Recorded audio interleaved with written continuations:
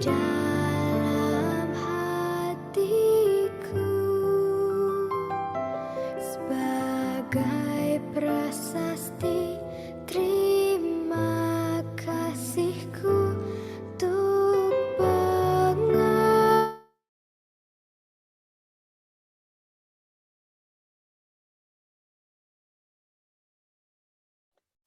Selamat sore Pak Budi.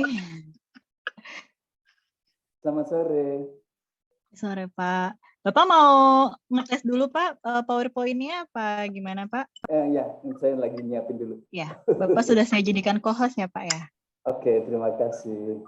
Ya, terima kasih Pak.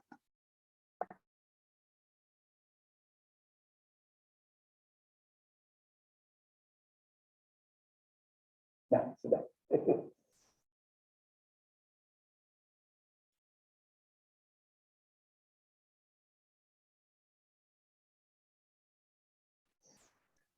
Lihat ini bisa kan kelihatannya? Oke.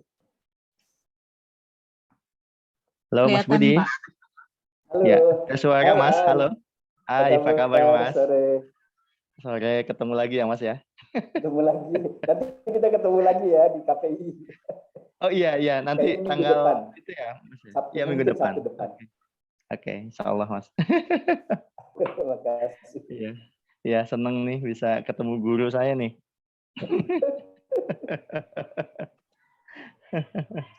Aduh, lagi di rumah Mas Budi? Ya, di rumah. Di rumah ya. Iya. Selalu di rumah sekarang. Di rumah ya. Semua bisa online Mas sekarang Mas. Ya. Lebih sibuk malah kita online. Lebih sibuk, benar. Iya. Kita sambil nunggu yang lain ya Mas ya, nanti ya Mas ya. Ya. Atau di kampus. Kenapa Ya. Mas Budi? Ya, kita sambil Di nunggu rumah yang lain atau nanti di ya Mas. kampus. Saya di rumah Mas Budi. Pak Subi, baik. Bismillahirrahmanirrahim. Assalamualaikum warahmatullahi wabarakatuh. Waalaikumsalam. Alhamdulillahirabbil alamin. Assalatu wassalamu ala asrofil anbiya'i wal mursalin. Sayyidina wa nabiyina Muhammadin wa ala alihi wa ashabi asholihin ajmain. Amma ba'du. Alhamdulillah pada sore hari ini kita bersama-sama insya Allah akan mendengarkan pidato kebudayaan dari Bapak Dr. Budi Munawar Rahman terkait dengan Islam pemikiran Nurholis Majid. Kira-kira mau dibawa kemana arahnya? Dan alhamdulillah beliau juga sudah hadir di hadapan kita semua. Kemudian juga sebelumnya saya mengucapkan terima kasih kepada fakultas, kepada Ibu Tia Rahmania yang juga sudah memfasilitasi acara ini. Kemudian untuk Prof Didik, ini yang selalu aktif di mana-mana Prof, terima kasih juga sudah menghadiri acara Dies Natalis Paramadina yang ke-24 ini. Mudah-mudahan acara ini berjalan dengan lancar.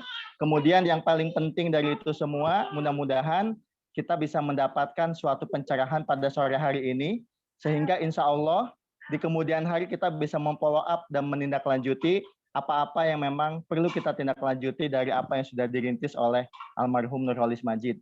Sebagaimana kita ketahui bersama bahwa Nurholis Majid adalah pendiri Paramadina dan kiprahnya bukan hanya untuk kampus Paramadina, tetapi juga berkiprah untuk bangsa Indonesia, khususnya kaitannya dengan integrasi pemikiran keislaman, keindonesiaan, dan juga kemodernan. Nanti insya Allah kita akan bersama-sama menyaksikan dan mendengarkan bagaimana kiranya perkembangan terkini dari pemikiran almarhum Nurholis Majid. Baik, sebelum kita mulai acaranya, kami mengundang dengan segala hormat kepada Prof Didik sekiranya untuk dapat membuka acara pada kesempatan sore hari ini. Tafadhol Prof Didik untuk menyampaikan paparannya.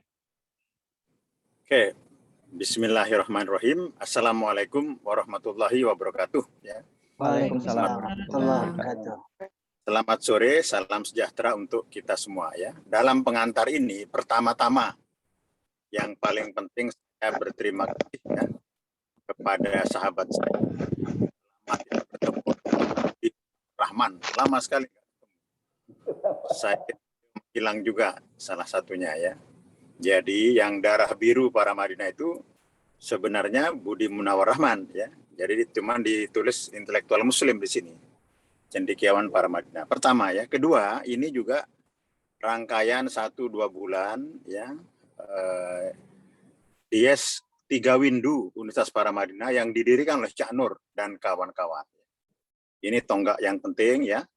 Sekarang Mas Budi mahasiswanya tiap tahun ribuan dan banyak ya. Sangat banyak ya. Dan ini merupakan modal jaringan kita yang besar ya. Yang kedua, selain berterima kasih ya, Cak Nur ini adalah Cak Nur namanya, pemikirannya ya, menyimpan hasanah pemikiran dan nilai-nilai yang sangat luas dan dalam ya, seperti lautan ya. Salah satu yang sudah didokumentasikan ya oleh Budi Munawar Rahman itu 4 buku yang setebal bantal itu, 3 bantal yang merupakan hasanah yang amat luas ya. Ini saya kira penting, tapi tidak boleh berhenti ketika usia Cak Nur sudah wafat ya, pemikirannya harus berjalan. Dan kita kangen penyebar luasan seperti KKA di zaman yang lalu ya. Nah, karena itu pemikiran-pemikiran Cak Nur ini harus terus lewat dialog-dialog dan jaringan-jaringan ya. Karena itu tawaran sebelum diskusi ini ya, sebelum pidato ya ilmiah ini oleh Saudara Dr. Budi Munawar Rahman, tawaran untuk membuat seperti Nurholis Majid Graduate School of Islamic Studies itu perlu ya. Saya sudah pernah bilang kepada Dr. Subhi Ibrahim ya bahwa Para Madinah dan Cak Nur Network di luar Universitas Para Madinah jauh lebih besar ya. Di kampus hanya ada 90-80 orang dosen ya. Tetapi di luar itu ada ratusan dan ribuan yang itu perlu bersama-sama kolektif ya. Kalau perlu kolosal ya, menyebarluaskan nilai-nilai kemodernan ya, keinklusivitas ya, keramahan dari wajah Islam ya, yang dipelopori oleh Cak Nur ya. Saya kira Budi akan menyampaikan pikiran itu lebih dalam ya, karena by education saya ini ekonomis ya. Mengikutinya itu ya sedikit-sedikit lah ya. Tidak spesial seperti Saudara Budi ya. Saya menghargai ini semua ya. Di sini banyak pimpinan universitas ya, wakil rektor, ya dekan dan kaprodi yang mengikuti ya pidato ilmiah ini ya. Saya kira demikian sambutan singkat saya. Terima kasih Kang Aan ya yang sudah menginisiasi ini, Bu Tia juga. Wassalamualaikum warahmatullahi wabarakatuh. Waalaikumsalam warahmatullahi wabarakatuh. Terima kasih banyak Profesor Didik Jerahbini yang sama-sama kami hormati dan senantiasa terus mendampingi kami semua di dalam melakukan berbagai acara ilmiah, insya Allah. Baik, untuk selanjutnya, secara khusus saya juga mengundang Ibu Tia sebagai laku dekan Fakultas Falsafah dan Peradaban untuk juga memberikan sedikit pengantaran. Silakan Bu Tia atau Teh Tia. Terima kasih Kang Aan. Assalamualaikum warahmatullahi wabarakatuh. Waalaikumsalam. Om Swastiastu, Namo Buddhaya, salam kebajikan, salam sehat semua. Pertama-tama kita panjatkan puji syukur kehadirat Allah Subhanahu wa taala, Tuhan yang Maha Pengasih Penyayang, karena atas di sini di ruangan virtual saya menyampaikan hormat yang setinggi-tingginya tentunya kepada Bapak Rektor kami, Prof. Jerahbini, kemudian juga hadir di sini Ibu Wakil Rektor, Ibu Dr. Fatsiah Kertamuda, MSc, yang khususon ini Bapak Dr. Budi Munawar Rahman. Kalau tadi Pak Didi menyampaikan beliau ini darah birunya Para Madinah. Masya Allah, di kesempatan sore ini selaku intelektual Muslim Indonesia serta guru kami, sahabat Cak Nur sekaligus penerus nilai-nilainya Cak Nur, dari fakultas mengucapkan salam hormat kepada Bapak Dr. Budi Munawar Rahman. Saya juga menyampaikan salam hormat kami juga kepada Ketua Prodi di Fakultas Falsafah Peradaban yang hadir pada saat ini. Terkhusus juga ini Ketua Program Studi Islam Madani S1 Pak Subi, yang salah satu motor acara ini. Dan tentu moderator terkasih kami, Kang Aan. Kang Dr. Aan Rukmana, Magister MA.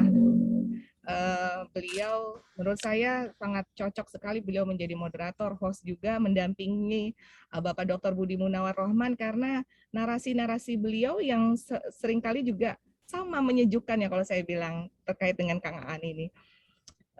Tentu juga di sini saya mengucapkan salam selamat datang kepada para tamu yang hadir karena Pak Didi yang hadir tampaknya bukan hanya sivitas akademika, tapi juga mereka yang haus akan narasi baik dari Bapak Dr. Budi Munawar Rohman, komunitas beliau juga mereka yang pecinta Cak Nur. Terima kasih sudah hadir, selamat datang di Universitas Paramadina. Tentu juga kepada sivitas akademika Universitas Paramadina, dosen dan para mahasiswa yang hadir di sini. Kita bersama-sama akan mendengarkan insight-insight yang akan banyak sekali hadir dalam pidato kebudayaan Cak Nur setelah Islam inklusif apa begitu. Secara khusus amanah yang diberikan oleh Prof. Didi untuk memeriahkan Dies Natalis ke-24 Universitas Paramadina, fakultas mendukung penuh dan salah satunya adalah kami berhasil dengan bangga dan sangat mensyukuri kami berhasil menghadirkan pidato kebudayaan dari Bapak Dr. Budi Munawar Rohman ini. Semoga berkah dan kebaikan dicurahkan kepada Pak Budi sehingga bisa terus menginspirasi dan memberikan nilai-nilai baik kepada kami, kepada bangsa Indonesia ini juga. Kita tahu pandemi COVID-19 menjadikan semua berubah dengan cepat, teknologi juga menjadi kebutuhan primer, semua juga semakin mudah dan terjangkau, serta keterbukaan semakin terbuka lagi. Tapi itu tentunya memiliki potensi masuknya berbagai aliran serta nilai-nilai. Nah, perubahan yang terjadi secara drastis itu dalam segala lini kehidupan itu menjadikan kita semua harus beradaptasi. Dan tampaknya perubahan itu bisa sekali mempengaruhi peradaban kita. Kalau dalam Thor yang ditulis dengan baik sekali oleh Pak Subi, beliau sampaikan nih bahwa puncak peradaban Islam itu ditandai dengan sikap inklusif kaum muslim berupa sikap toleran dan terbuka atas ragam perbedaan. Dan tentunya kita ingin mendapatkan hal-hal terbaik dari berbagai perbedaan itu. Tapi apakah itu masih dimungkinkan dengan di tengah banyaknya nilai yang masuk, apalagi nilai-nilai tersebut ada juga yang membawa posisi-posisi yang berbeda dari yang ada selama ini dari inklusivitas. Kita tahu Cak Nur mempromosikan ide tentang keislaman, keindonesiaan, dan kemodernan. Paramadina, Pak Dr. Budi itu memiliki mata kuliah khusus keislam terkait dengan nilai hidup Paramadina. Nah, kita juga semua dosen dan mahasiswa itu kemudian setelah mengikuti mata kuliah tersebut yakin bahwa sebenarnya Islam itu jadi perekat hidup bangsa, begitu. Nah, oleh karenanya, tapi kenapa kemudian banyak hal-hal yang berbeda terkait dengan wajah Islam yang penuh kasih dan sayang tersebut. Perenungan, pengetahuan, serta membaca fenomena alam dan sosial tentu jadi satu bagian penting sebagai seorang muslim, supaya kita sebagai pemburu hikmah ini bisa mendapatkan yang terbaik. Salah satunya adalah kami inginkan hikmah itu datang dari konteks pidato kebudayaan Pak Budi hari ini. Terima kasih Bapak Dr. Budi Munawar Rohman atas kesediaannya menjadi narasumber kali ini.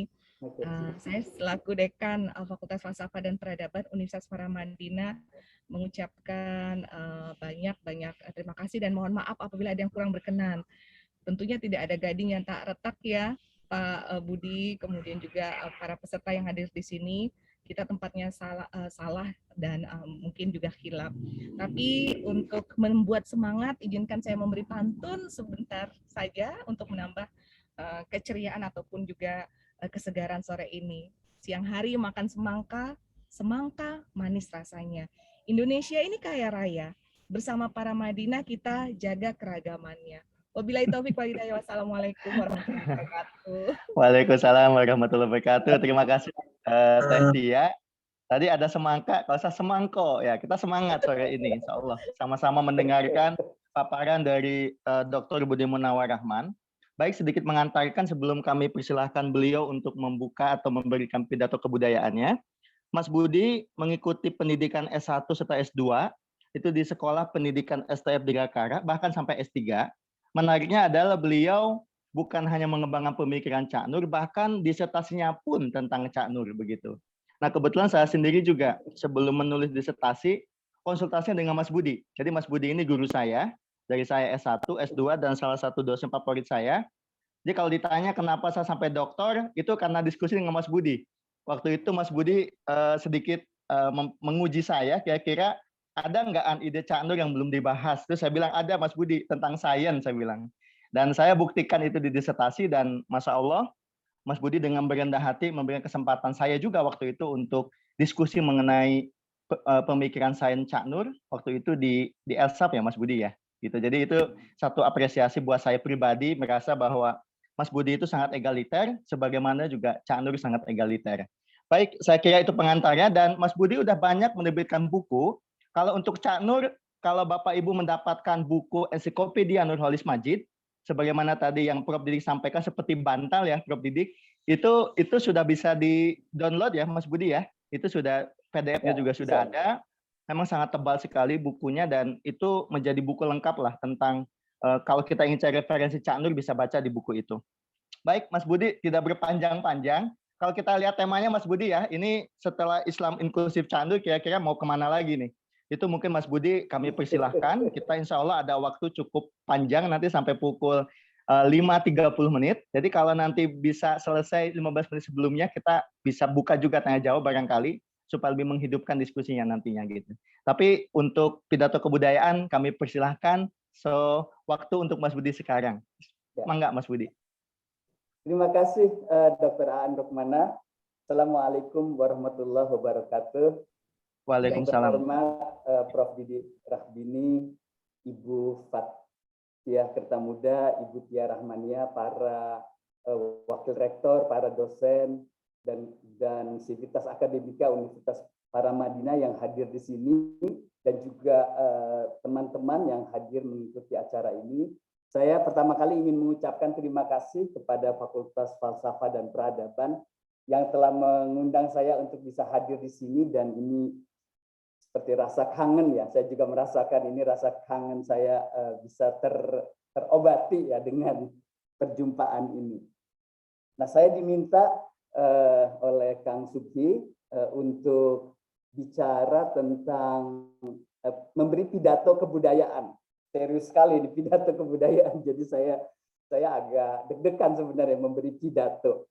Nah, seperti biasa kalau pidato kan selalu harus menyiapkan makalah pidatonya. Saya sudah siapkan, alhamdulillah sudah saya kirim ke Kang Subhi. Nanti mungkin bisa di-share kepada Bapak Ibu sekalian. Tapi saya nggak mau pidato nih, An. Saya mau presentasi aja. Siap, baik Mas Budi. Kalau pidato terlalu formal dan terlalu apa ya, nggak ringan begitu. Nah, saya akan presentasi aja. Izinkan saya untuk presentasi tema yang sudah diminta, yaitu tentang setelah Islam inklusif apa.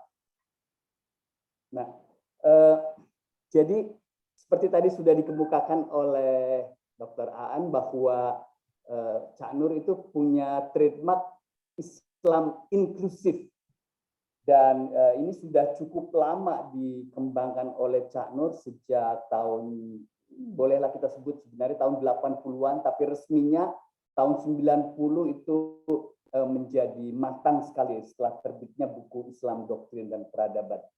Nah, saya akan mencoba untuk kita merefleksikan kembali sebenarnya apa yang kurang atau apa yang masih kosong begitu ya setelah seorang seperti Cak Nur membangun suatu paradigma yang sangat komprehensif tentang Islam inklusif sekarang ini. Terutama ini berkaitan dengan tantangan-tantangan baru kita. Oke. Bentar, ini kelihatannya ada masalah. Nah, oke. Saya nggak bisa bergerak ya. Sebentar, maaf. Ini. Ya, sudah bisa Mas itu. Sudah bisa gerak ini sekarang. Ini bisa gerak, nggak bisa kan? Bisa, iya. Saya pakai ini aja, yang kecil aja lah. Ya. Mana tadi? Dikirim saja ke Kang Aan PowerPoint-nya. Ya, biar dari sini aja. Yang kecil nggak apa-apa, Mas. Yang ini aja, begini aja ya. Kalau ini bisa. Itu bisa digedekan. Aneh, kenapa nggak bisa ya? Dari sini aja, ya bisa dari sini. Nah, oke, biar manual aja. Jadi, kenapa Islam inklusif Cak Nur itu penting? Karena Cak Nur telah merasa atau telah mempunyai satu visi pada tahun 90-an ya, 90-an awal itu bahwa kita punya tantangan yang konkret untuk bisa menggali ajaran-ajaran keagamaan yang mengemukakan atau yang mendorong paham toleransi yang otentik dan absah. Nah, jadi jauh sebelum ada masalah intoleransi sekarang ini, Cak Nur sudah bicara tentang pentingnya kita memikirkan bagaimana Islam itu bisa membangun suatu paham toleransi yang otentik dan absah. Dan itu berarti bahwa toleransi bukan hanya sekedar satu prosedur pergaulan, satu sistem sosial, politik, begitu, tapi dia punya akar pada ajaran kebenaran. Nah, itu istilah Cak Nur ya, yang saya beri warna biru ini. Dan inilah yang dilakukan oleh Cak Nur selama masa yang panjang, terutama sejak tahun 90-an ketika sudah matang, dan dia terus-menerus mengadvokasikannya sampai beliau wafat pada tahun 2005. Jadi kalau kita bicara Islam inklusif, sebenarnya kita akan melihat satu paham Cak Nur tentang toleransi. Nah, dan ini sekarang sangat relevan karena kita punya ekspresi toleransi seperti ini, ekspresi di mana keberagaman kita secara umum yang oleh Cak Nur pada tahun 70 sudah dielaborasi, dan sudah Cak Nur merasakan bahwa keberagaman kita di Indonesia itu sebenarnya tradisional, tapi tradisionalnya itu juga cenderung konservatif. Dan sekarang kita tahu dari perkembangan keberagamaan yang kita saksikan sehari-hari, konservatifisme itu bisa berkembang menjadi fundamentalisme. Dan pada tahun berapa ya? Saya kira pada tahun 80-an itu ada wawancara Cak Nur di majalah Prisma yang mengatakan bahwa fundamentalisme itu bukan masa depan kita. Jadi Cak Nur pada waktu itu sudah merasa bahwa keberagaman kita ini sedang cenderung ke arah fundamentalisme, atau ada satu fenomena fundamentalisme di tengah konservatifisme yang sedang berkembang di masyarakat. Fundamentalisme ini adalah konservatifisme yang mengeras. Nah, di era sekarang ketika Cak Nur memberi satu warning bahwa fundamentalisme itu bukan masa depan Islam kita di Indonesia, itu fundamentalisme lebih berkembang dan menjadi mengeras. Itulah yang memunculkan intoleransi dan kemudian juga memberi benih-benih pada radikalisme, bahkan pada tindakan terorisme. Dengan radikalisme berarti dalam beragama ada pikiran tentang penggunaan kekerasan tapi tidak dilakukannya. Dengan terorisme mereka melakukan tindak kekerasan. Nah, ini ekspresi konservatifisme yang sudah diduga oleh Cak Nur, tapi Cak Nur baru sampai pada tahap kedua ini, pada fundamentalisme, dan sekarang kita sudah bisa melihat tiga keadaan yang lebih jauh daripada yang Cak Nur kita lihat dulu, dan studi-studi tentang ini juga sudah sangat banyak, jadi ini betul-betul akan sangat membantu kita dalam mengerti mengenai pikiran Cak Nur.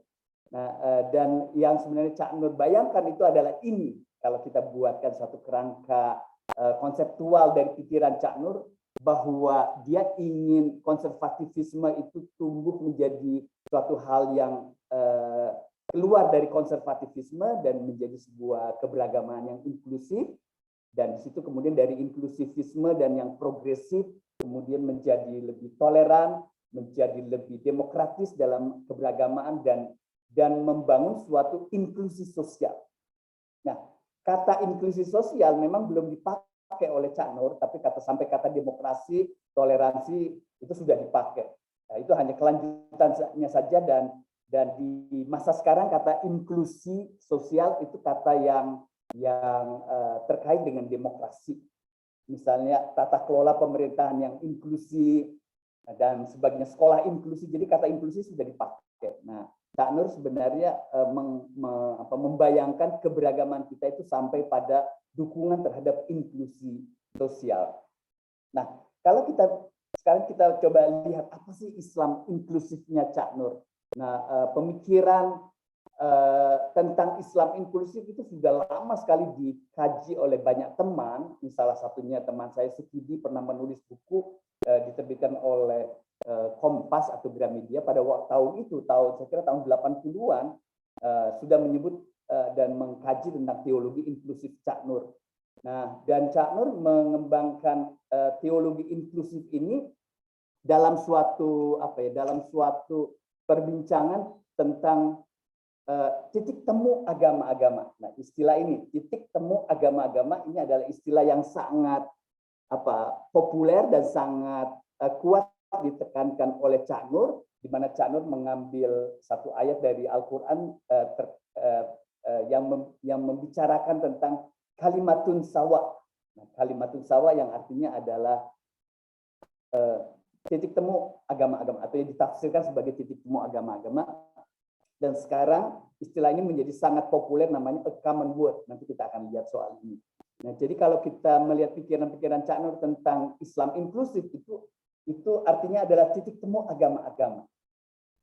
Dan ini suatu penafsiran atas ayat Al-Quran tentang kalimatun sawa yang ini.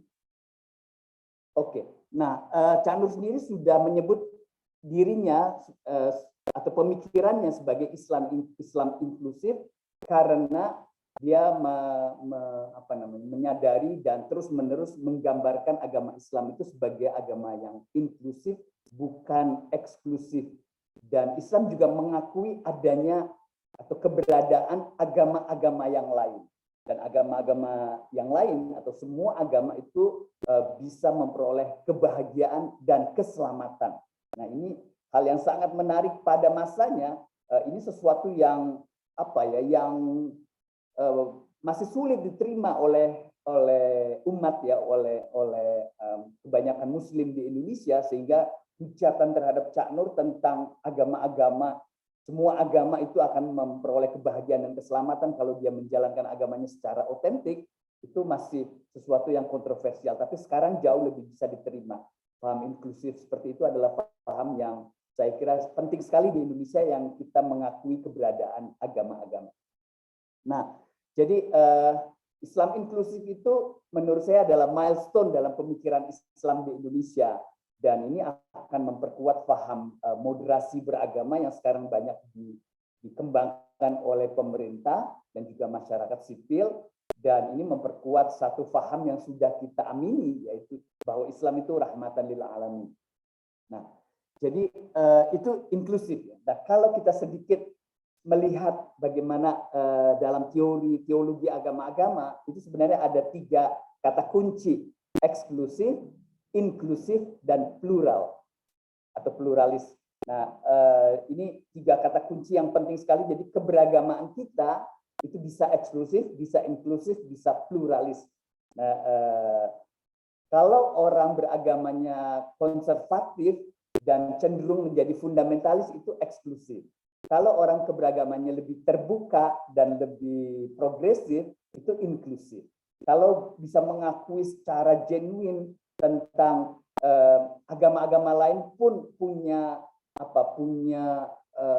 jalan menuju kebenaran dan keselamatan, maka paham itu disebut dengan plural atau pluralis. Nah, Cak Nur sebenarnya adalah seorang yang mengembangkan paham inklusif, tapi dia juga seorang pluralis. Nah, cuma ini memang menjadi perdebatan dalam studi tentang Cak Nur. Itu ada diskusi apakah memang eksklusivisme, inklusivisme, pluralisme itu sesuatu yang tripolar, ada 3 itu, atau dia sebenarnya hanya bipolar, hanya 2, di mana yang satu, yang terakhir, pluralisme itu dipisahkan, dia bukan masalah agama. Nah, saya berjumpa dengan dua profesor yang mengenal baik pemikiran Cak Nur, dan mereka berdebat bahwa pikiran Cak Nur itu sebenarnya bukan pluralis dengan alasan yang berbeda. Alasan yang pertama itu mengatakan pikiran Cak Nur itu sebenarnya dia inklusif, bukan pluralisme secara keagamaan.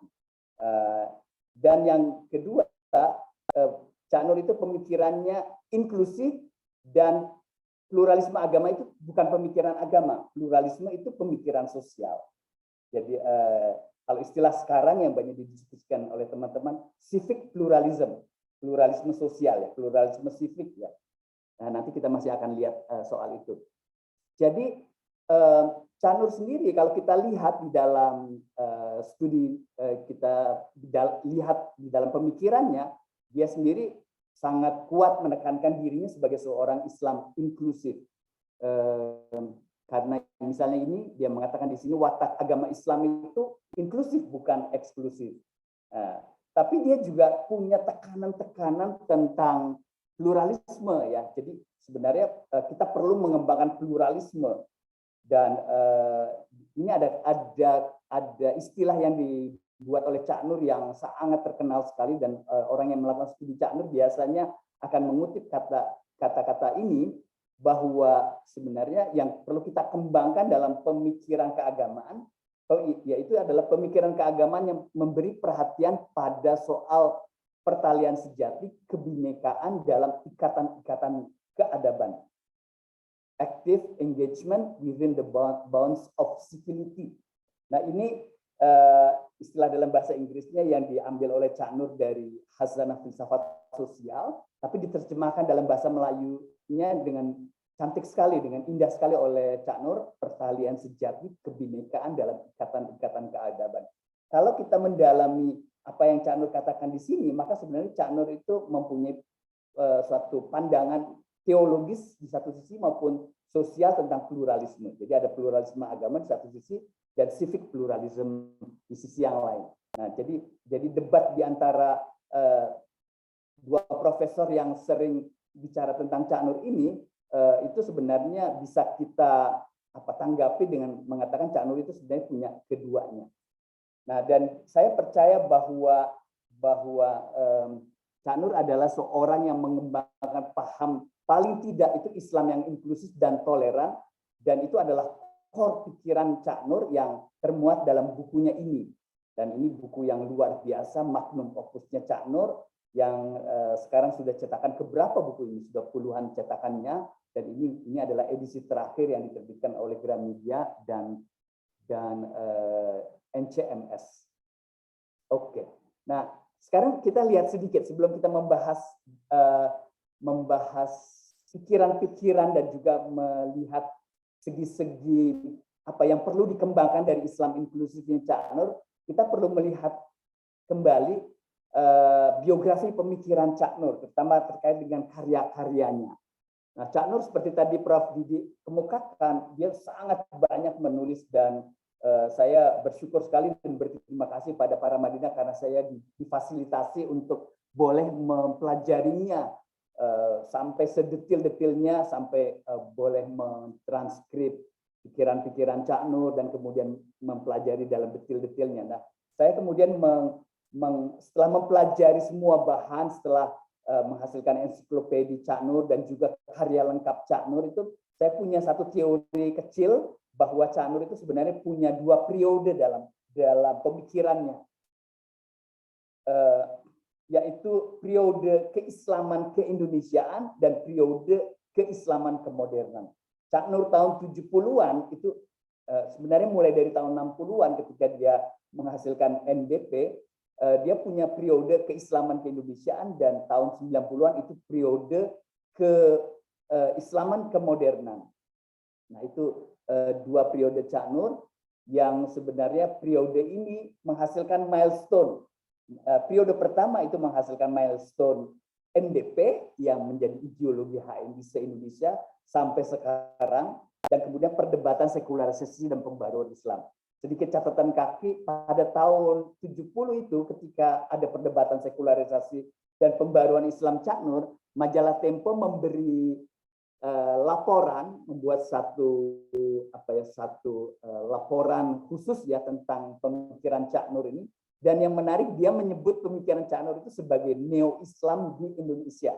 Nah, ini kata-kata di dalam covernya itu neo-Islam di Indonesia. Itu menarik ya. Saya kira sekarang istilah itu tidak akan pernah dipakai dan mungkin jadi kontroversial kalau dipakai. Kok Islam ada neonya, tapi pada waktu itu publik kita jauh lebih rileks dan menerima kalau Tempo menyebutnya sebagai neo-Islam di Indonesia.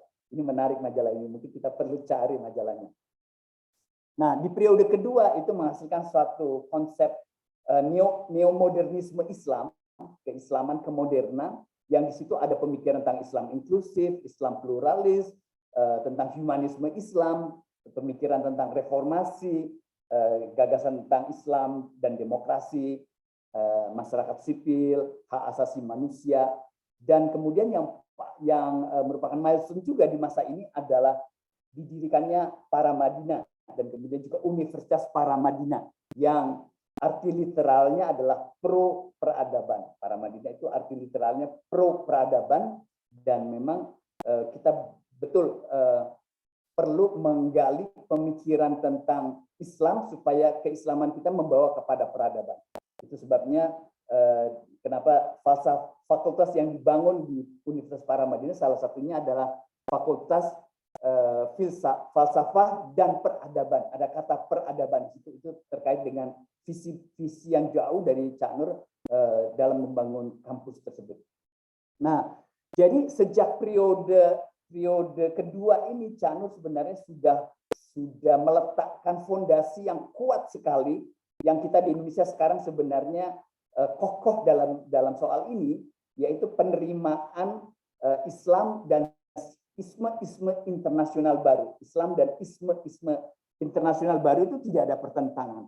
Jadi kalau kita membicarakan atau mau membangun Indonesia yang lebih demokratis, Indonesia yang penghargaan terhadap hak asasi manusianya kuat, Indonesia yang masyarakat sipilnya kuat, yang pluralismenya itu menjadi kenyataan, sampai isu gender yang mendapatkan penghargaan dan juga kesetaraan gender diakui dalam kehidupan sosial politik di Indonesia. Nah, semuanya itu kata Cak Nur tidak ada pertentangannya dengan Islam. Nah, ini milestone yang penting sekali yang saya kira sekarang sudah biasa orang para ahli Islam di Indonesia melihat soal-soal ini. Jadi kita di Indonesia kalau ada orang yang mempertentangkan Islam dan demokrasi, nah itu sesuatu yang aneh sekarang buat kita. Kok masih ada orang yang mempertentangkan itu, padahal itu sudah selesai. Dan Cak Nur adalah orang yang memberi kontribusi paling penting dari argumen-argumen ini, tentu bersama dengan tokoh-tokoh yang lainnya.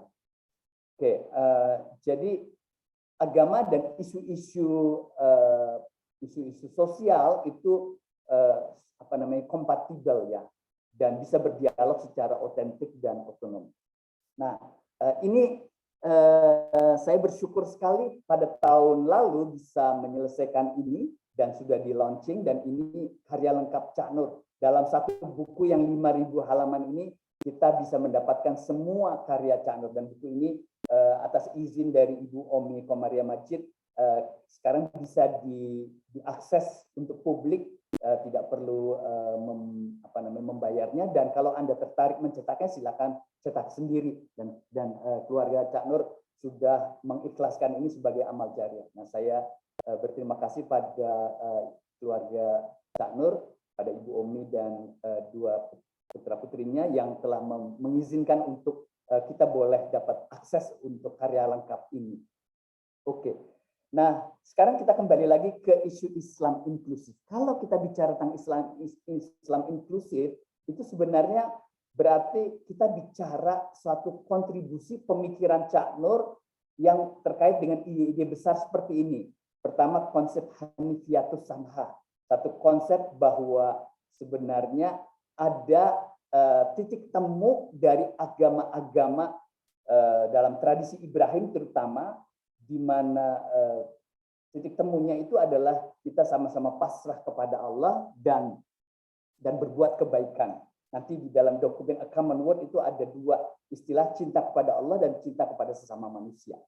Dan yang kedua juga ada satu ekspresi keimanan dalam sejarah semua nabi yang sebenarnya sama. Dan ini satu revolusi dalam pemikiran Cak Nur, di mana Cak Nur sebenarnya sedang mengatakan suatu hal yang tidak pernah dikatakan sebelumnya, tapi ini istilah saya yang tidak dikatakan oleh Cak Nur sendiri, tapi saya menafsirkan dari Cak Nur, yaitu adanya kesetaraan kaum beriman. Kesetaraan kaum beriman. Jadi kalau ada kesetaraan gender dan sebagainya, nah kesetaraan itu juga ada dalam bidang keimanan, di mana di hadapan Allah sebenarnya kita sebagai manusia, orang-orang yang beragama itu setara. Tidak penting agamanya apa, ini atau itu, tapi kita di hadapan Allah setara, karena semua agama itu pada dasarnya punya titik temu yang sama. Nah, ajaran semua agama itu adalah mendorong pada kepasrahan kepada Tuhan. Ini elaborasinya menarik ya, panjang dan menarik dari Cak Nur yang bisa kita dapatkan dari buku-bukunya ini yang mendalam maupun yang populer. Di dalam karya lengkap ini ada juga tulisan-tulisan Cak Nur yang populer yang bisa kita akses dan bisa kita jadikan kutipan-kutipan yang bisa dibuat posternya. Dan yang paling menarik dari semuanya itu adalah perumusan Cak Nur bahwa Islam agama kemanusiaan seperti cover buku ini. Dan ini suatu perumusan yang pada masa itu, dan saya kira sampai sekarang juga masih sesuatu yang asing ya, walaupun sudah mulai banyak bisa diterima, itu sesuatu yang dahsyat sekali ya, memberi pengakuan bahwa Islam itu agama kemanusiaan. Saya masih ingat Romo Frans Magnisuseno pada suatu hari membawa resensi Islam Doktrin dan Peradaban ke Jurnal Ulumul Quran, dan di dalam resensinya yang panjang sekali yang dimuat beberapa halaman di Jurnal Ulumul Quran itu, beliau memuji sesuatu yang dahsyat, yang luar biasa dari Cak Nur, mengakui bahwa agama itu adalah bersifat kemanusiaan. Jadi itu sesuatu yang kata beliau, di Kristen pun belum bisa sepenuhnya diterima bahwa Kristen itu agama kemanusiaan. Masih banyak kelompok-kelompok yang menentang soal itu. Tapi Cak Nur sudah jauh ke depan, dan saya kira ini memberikan suatu ruang untuk menafsirkan tentang masalah kemanusiaan apa yang sekarang kita perlu gali, dan agama bisa mendorong untuk wawasan spiritualnya. Nah, dari tema-tema Islam inklusif Cak Nur ini kemudian kita punya buahnya. Dalam istilah saya itu pohon Islam inklusif Cak Nur itu menghasilkan buah yang ada 6 ini buahnya. Yang pertama keterbukaan dan saling menghargai, toleransi, ada paham keselamatan, ada konsep ahlul kitab, kebebasan beragama, hak asasi manusia, dan perdamaian. Nah, kita lihat satu-satu sebentar. Jadi keterbukaan dan saling menghargai dan toleransi dalam agama ini isu yang sangat penting sekali, karena kata Cak Nur bahwa banyak agama itu tidak terbuka, banyak agama itu tidak saling menghargai dengan penganut agama lain, banyak agama itu tidak toleran. Nah, Cak Nur memberi suatu ruang dalam keberagaman, kita harus mempunyai ruang terbuka, saling menghargai dan toleransi pada yang lain. Itu sesuatu yang pada masanya, bahkan sekarang pun masih dahsyat ya, bagaimana agama itu terbuka. Ini kontribusi penting sekali dari Cak Nur. Yang kedua adalah paham keselamatan, bahwa yang selamat yang diterima di sisi Allah itu bukan hanya kita sendiri yang beragama agama kita, tapi sebenarnya semua agama kalau orang menjalaninya dengan otentik, dengan benar, dia akan selamat. Nah, ini pandangan Cak Nur yang yang sangat revolusioner, yang di dalam paham-paham eksklusif sebenarnya masih banyak sampai sekarang yang mengatakan yang selamat ya cuma agamaku sendiri. Oke, ketiga, konsep ahlul kitab ini adalah konsep mengenai titik temu agama-agama, karena semua agama itu adalah ahlul kitab, dan ini sesuatu yang diakui. Tapi banyak orang, kata Cak Nur, di dalam menafsirkan konsep ahlul kitab ini melakukan, istilah Cak Nur itu interpretation away. Jadi pokoknya ditafsirkan sedemikian rupa sehingga kemudian mengatakan ahlul kitab yang sekarang itu beda. Mereka pasti nggak akan selamat. Mereka masuk neraka.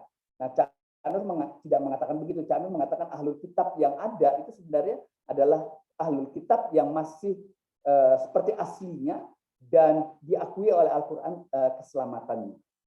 Nah, dari 3 hal tersebut sebenarnya ini memberikan kita satu ruang untuk bisa menggali pemikiran Cak Nur tentang kebebasan beragama. Walaupun Cak Nur belum punya banyak artikel yang kaya tentang kebebasan beragama, tapi benih-benih yang sudah ada itu cukup untuk kita bisa mengafirmasi satu filsafat kebebasan yang beragama yang itu adalah bagian dari hak asasi manusia.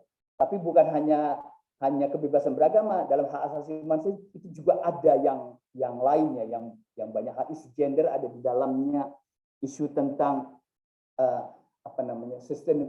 sustainability development juga ada di dalamnya. Dan Cak Nur menarik bahwa menurut beliau pelaksanaan atau upaya hak asasi manusia itu adalah hal yang paling minimal yang harus kita capai sebagai seorang muslim yang menjadi tuntutan dari syariat Islam. Jadi syariat Islam dengan hak asasi manusia itu kompatibel. Jadi hak asasi syariah yang digambarkan oleh Cak Nur bukan syariah seperti kalau kita melihat pada kelompok-kelompok konservatif dan kelompok-kelompok radikal, tapi satu penafsiran syariah yang sangat progresif ya, dan harus menghasilkan perdamaian. Nah ini Cak Nur sebagai seorang pemikir perdamaian ini belum banyak digali, dan itu sesuatu yang saya kira sangat kaya raya kalau kita menggalinya. Dokumen dari Cak Nur sangat kaya dalam soal itu. Jadi kalau ditanya Cak Nur itu seorang inklusif, jawabannya pasti iya. Tapi apakah Cak Nur seorang pluralis, itu tergantung pada bagaimana kita menafsirkan tentang inklusivisme itu dan pluralisme itu. Tapi saya sebagai seorang yang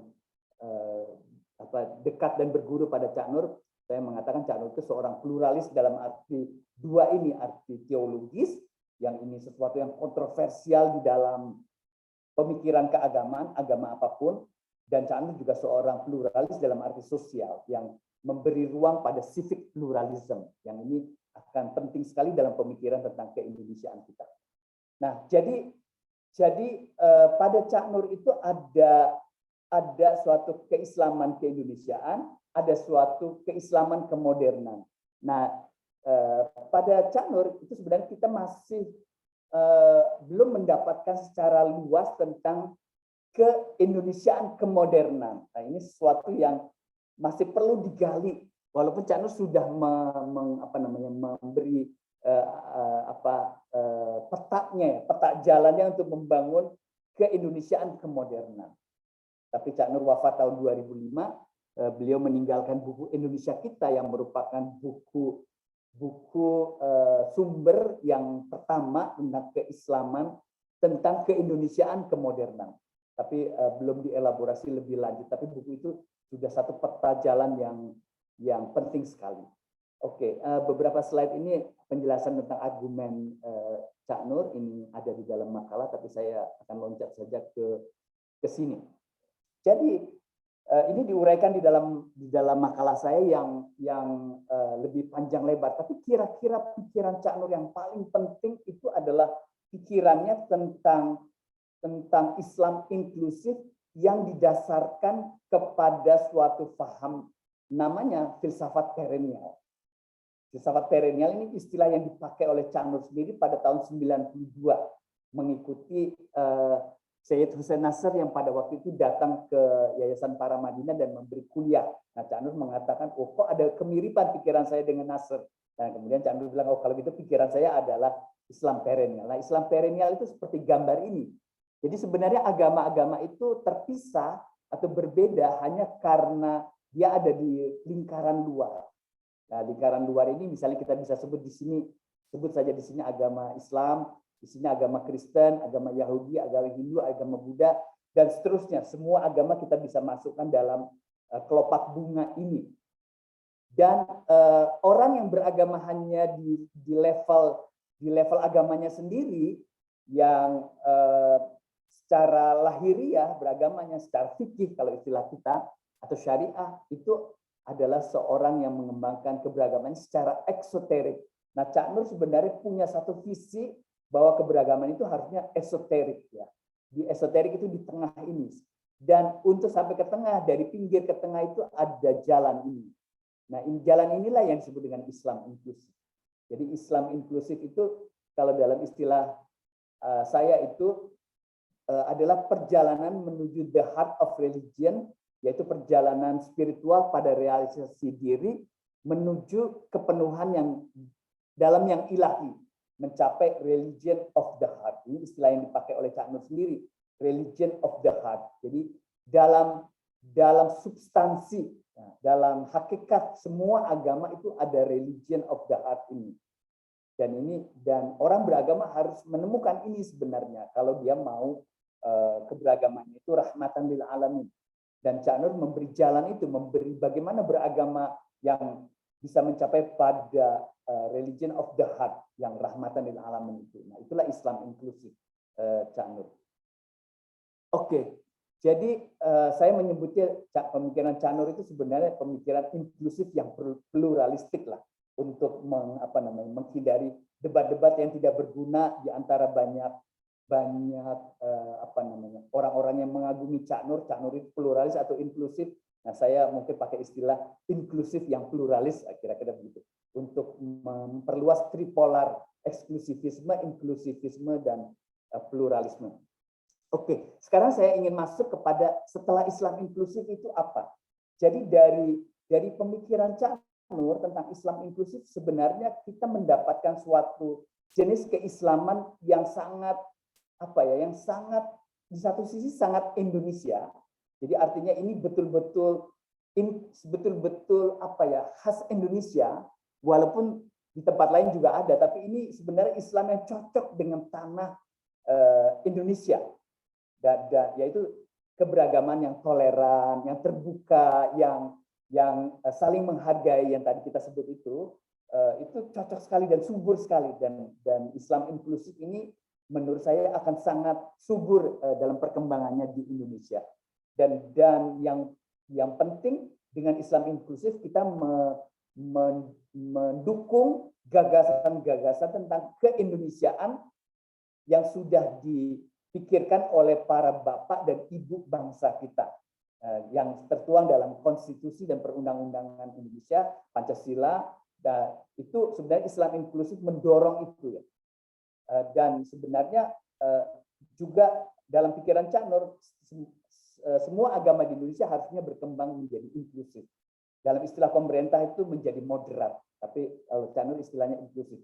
Mungkin dua istilah yang sama. Nah, setelah kita mendapatkan warisan pemikiran yang hebat ya tentang Islam inklusif, yang saya kira pada Cak Nur ini betul-betul sangat holistik ya Islam inklusifnya. Kalau kita merefleksikan, apakah ada ruang kosong dalam pemikiran Cak Nur? Nah, saya melihat bahwa ada 3 paling enggak ruang kosong dalam pemikiran Cak Nur, dan ini harus kita sebagai murid-murid Cak Nur, dosen-dosen di Paramadina sebagai penerus dari gagasan Universitas Paramadina, di Universitas Paramadina perlu memikirkan bagaimana mengisi ruang kosong ini. Nah, paling nggak ada 3 ya. Yang pertama, sebenarnya Cak Nur melihat atau mengembangkan Islam inklusifnya itu secara normatif. Jadi sangat normatif. Saya terinspirasi di dalam poin pertama ini oleh guru saya, tidak langsung, Profesor Amin Abdullah, yang membagi Islam itu 2, Islam normatif dan Islam historis. Dalam beragama itu selalu ada, di dalam pemikiran agama selalu ada hal yang normatif, normativitas dalam pemikiran keagamaan, dan hal yang historisitas dalam pemikiran keagamaan. Nah, Cak Nur itu sebenarnya sangat normatif, terlalu normatif.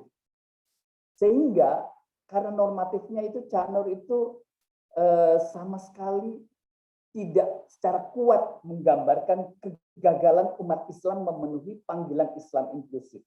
Jadi Cak Nur asyik sekali dengan bicara tentang Islam inklusif, dan kita mendapatkan pencerahan yang sungguh-sungguh cerah ya tentang Islam inklusif. Ini jalan keluar dari keberagaman yang konservatif cenderung fundamentalis di Indonesia, sehingga lupa bahwa sebenarnya di dalam keberagaman kita yang tadi konservatif dan fundamentalis itu ada suatu fenomena yang sekarang kita lihat, kita bisa saksikan dengan mudah di Indonesia, yaitu kegagalan umat Islam memenuhi panggilan Islam inklusif itu.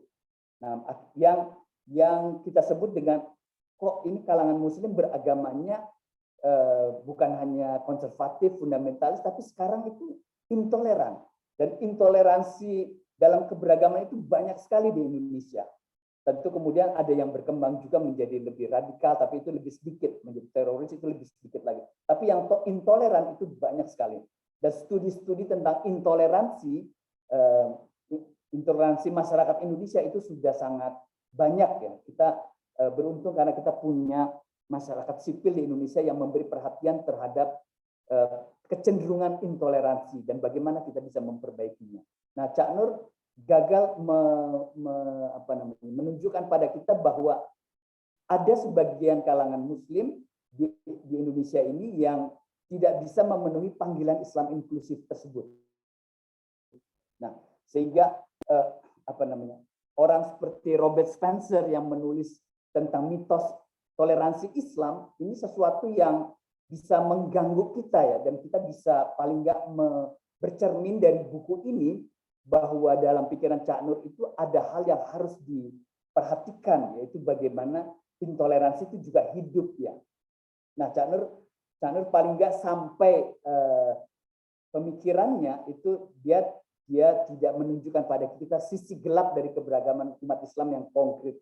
Nah, tugas kita lah sebenarnya sekarang untuk berani menatap sisi gelap dari keberagaman Islam yang konkret itu, dan kemudian berpikir dan bertindak bagaimana memecahkan masalah tersebut. Nah, kemudian kedua, dalam pemikiran titik temunya, Cak Nur itu tidak pernah menggali sisi titik temu agama-agama. Jadi Cak Nur itu asyik sekali dengan teologi titik temu, tapi itu hanya teologi Islam. Maaf. Nah, harusnya kalau kita bicara titik temu, Cak Nur juga menyinggunglah titik temunya itu bagaimana kalau dalam agama lain, sehingga bisa memberi inspirasi dan kemudian kita bekerja sama. Nanti saya akan ceritakan ada satu lembaga dan kumpulan cendekiawan yang melanjutkan pikiran Cak Nur ini, dan ini bisa menjadi contoh untuk kita di Indonesia. Jadi ini disebabkan karena pikiran titik temunya Cak Nur itu terlalu berorientasi pada Islam, kurang pada perbandingan dengan agama-agama lain. Jadi pada Cak Nur itu Islamic Studies-nya terlalu kuat, dan memang dia ahli Islamic Studies, itu tentu sesuatu yang wajar, tapi kurang dikembangkan dengan religious studies yang lebih melihat agama-agama yang banyak itu. Oke, nah dan ini juga terlihat Cak Nur itu nggak pernah menulis dengan apresiatif secara mendalam tentang agama lain. Nah, Cak Nur nggak pernah menulis ini. Ini hal yang ini yang perlu dilanjutkan oleh kita murid-muridnya Cak Nur. Oke, yang ketiga, Cak Nur itu tidak pernah menggali segi citizenship, pluralisme kewargaan, menggali secara mendalamnya. Terlalu asyik dengan pluralisme agama, tapi sebenarnya kita di Indonesia sekarang memerlukan pluralisme kewargaan, civic pluralism, nah, atau citizenship. Pemikiran tentang kewarganegaraan itu pemikiran yang akan menentukan masa depan kita, apakah kita mampu membangun demokrasi atau tidak. Tentu arah pemikiran Cak Nur sudah ke sana, tapi Cak Nur masih bicara hal itu melalui pluralisme agama. Jadi Cak Nur bicara tentang civic pluralisme dengan argumen pluralisme agama, pluralisme teologi. Nah, sekarang adalah waktunya di mana kita melanjutkan pikiran Cak Nur itu dengan menggali sebenarnya pluralisme kewargaan apa sih yang kita perlukan sekarang ini. Dan ini sudah banyak dilakukan oleh teman-teman kita juga yang meneruskan pikiran Cak Nur, Gus Dur di lingkungan NU maupun di lingkungan Muhammadiyah. Nah, jadi ini tentu saja kita bisa mengerti dan memaklumi ini terjadi karena Cak Nur memang belum maksimal dalam mengembangkan pemikiran tentang keindonesiaan dan kemodernan. Bukunya ke Indonesia Kita itu terbit pada tahun 2003 dan Cak Nur wafat tahun 2005. Sementara buku itu baru merupakan benih pemikiran tentang keindonesiaan, kemodernan, di mana Cak Nur bicara secara bagus sekali, sangat menginspirasi 10 platform yang harus dikembangkan kalau Indonesia mau maju, mau modern, mau berhasil reformasinya. Tapi Cak Nur belum sempat membuat kajian yang lebih mendalam masing-masing dari 10 itu. Nah, tugas kita lah sekarang untuk mengelaborasi ini, dan banyak generasi yang lebih junior dari Cak Nur itu yang sudah mulai menggali dari pemikiran yang 10 itu. Oke, jadi oleh karena ketiga alasan ini nggak heran kalau Cak Nur itu jarang terlibat dalam dialog antar agama di Indonesia kecuali dalam batas formal. Jadi dialog agama di Indonesia itu sekarang sudah berkembang untuk masuk kepada isu-isu mengenai civic pluralism. Dan Cak Nur karena nggak terlibat aktif dengan organisasi-organisasi LSM antar iman, kecuali dalam acara-acara formal kenegaraan misalnya, itu menjadikan Cak Nur tidak pernah menyinggung tentang apa yang sudah dilakukan oleh teman-teman LSM di Indonesia terkait dengan membangun civic pluralism itu. Nah, dan ini berarti masuk ke dalam segi praksis dalam soal pluralisme. Oke. Jadi belajar dari Cak Nur, sebenarnya kita bisa mengembangkan pemikiran inklusif pluralisme Cak Nur yang baru, yang melampaui Cak Nur. Nah, ini setelah Islam inklusif apa itu adalah ini. Pertama, kita bisa dan perlu mengembangkan sebuah sikap yang penuh terbuka untuk menerima insight-insight dari teologi dan pengalaman agama lain. Nah, pada Cak Nur belum ada itu dialog bagaimana Islam perlu belajar atau pemikiran Islam atau teologi Islam bisa belajar dari teologi atau pemikiran Kristen. Nah, itu belum ada sisi itu.